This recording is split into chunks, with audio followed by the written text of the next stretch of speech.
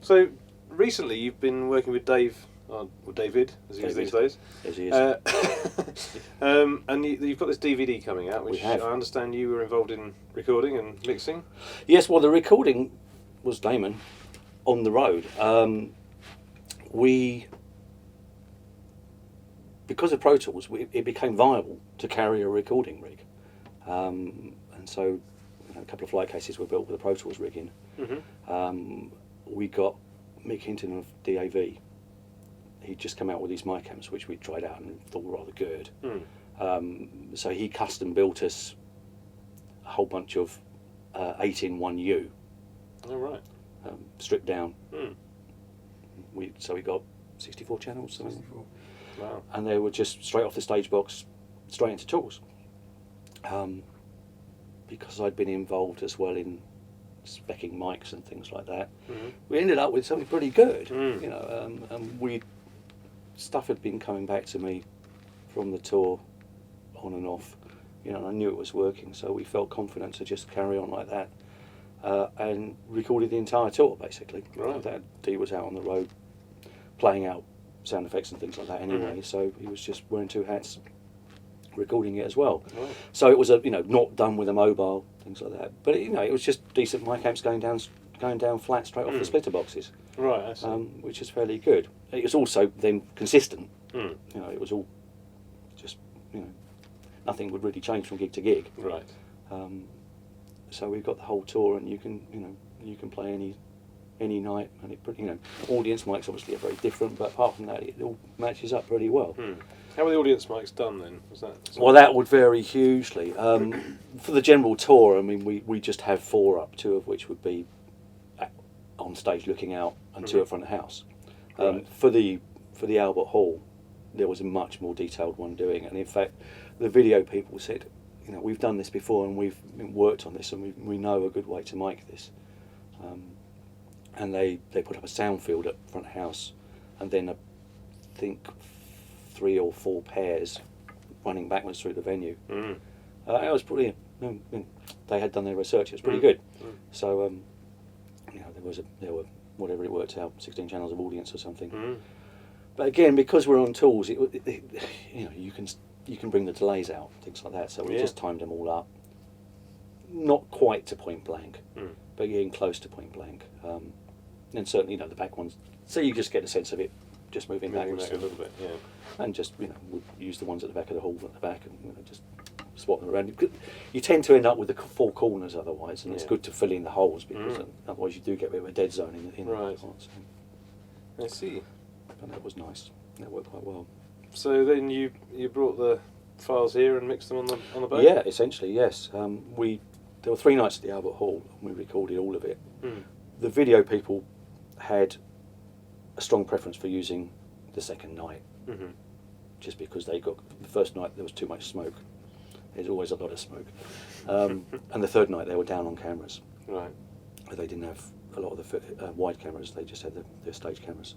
So they had a preference for the second night. So as much as possible we used the second night, unless there were strong reasons, musically, I see. Yeah. not to.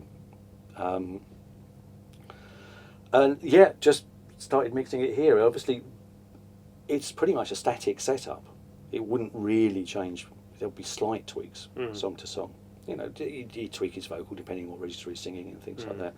But it made it a lot easier, and it was I suppose an iterative process. I'd go through it all and mix the whole show, then I'd glue it together, listen to the whole thing. We'd all sit there, listen to it, make notes as we were running it through. Just things. Was this with David? No, initially without. Right. This was just myself and Dee and Devin Workman, who's been working on the project as well. Which was everything from, we ought to fix the pitch on that vocal, to the drums are a bit quiet on that song, anything. Just the contextual thing.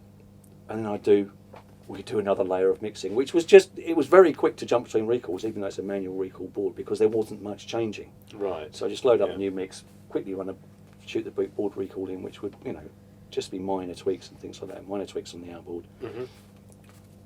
Mix it again from the notes, Was it mainly outboard processing rather than plugins, or do you? Oh no, it's not. No plugins at all. No plugins. No, Strictly no plugins. Well, not strictly no plugins. I mean, the tools is pretty much used as a tape machine. Yes. However, there are times when, logistically, by far the easiest way of dealing with something is just, for that one section you switch in one EQ that just takes out that boom at the bottom end, or rings out that bit of feedback that happened or something like that. And to not use that would be churlish, really. I mean, it's just.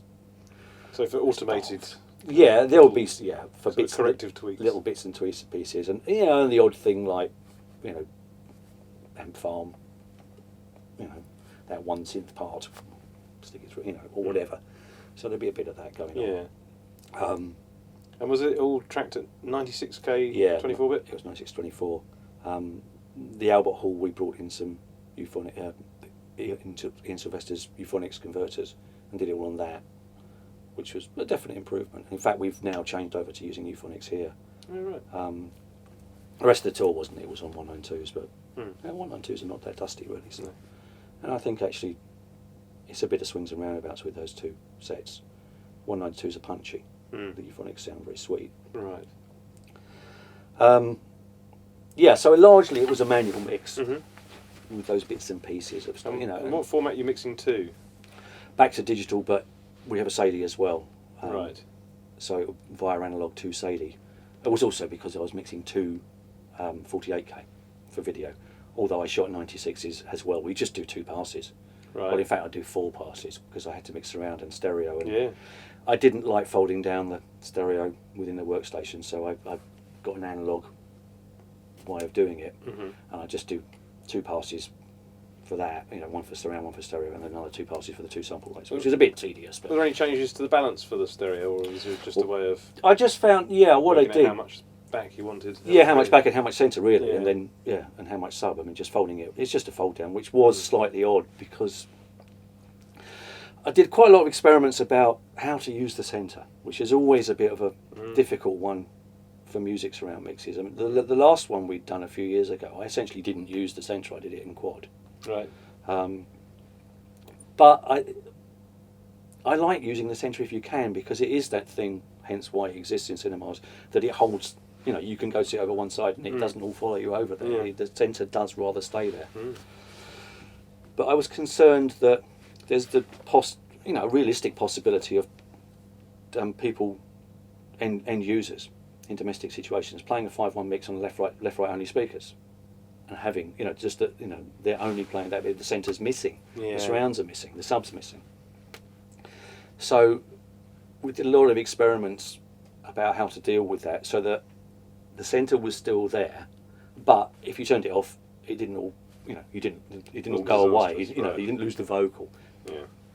So I ended up with a very divergent centre mix, with the centres recessed very slightly. Right. But which is a compromise solution, really. But because it means that everything's in the centre, also is in the left right. When you sum it by the normal maths of putting it in 6 down, it's the centre and the drums and the vocal and bass get too loud. Right. It didn't work out right, so I had to sort of do an odd summing that didn't fit in the maths. So I don't know. It was entirely empirical. Yes. I just switched backwards and forwards between them until they matched. Right.